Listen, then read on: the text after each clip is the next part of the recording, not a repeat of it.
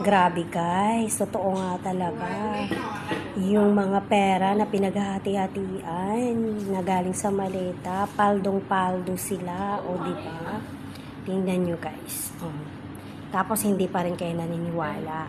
Yung mga bubulista dyan at mga tangalista dyan at ang mga kakampuit, o diba, hindi pa rin sila naniniwala. Kahit tingnan nyo ng maigi, baka makilala nyo kung sino yung mga nandyan. Sa isahin nyo. At lalo na, yung pangalawang video guys, na ipapakita ko sa inyo na nandyan. Diba? Ayan.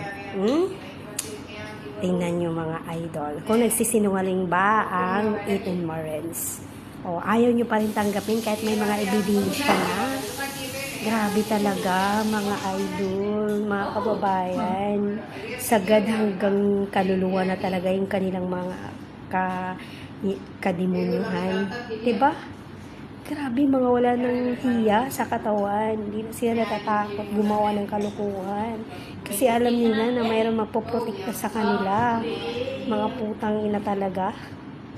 Mapapamura ka talaga.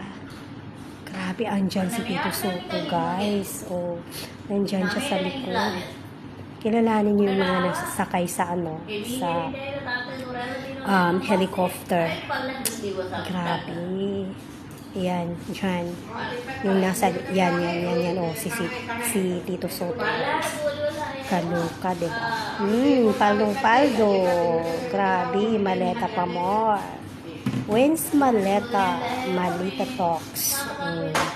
Tapos ayaw nyo pa rin maniwala. Kinina ninyo. Niha kayo. Mga ano kayo. Nagbubulag-bulagan. Nagbibini-binihan talaga kayo. Grabe. My goodness. Andiyan na yung mga pruweba.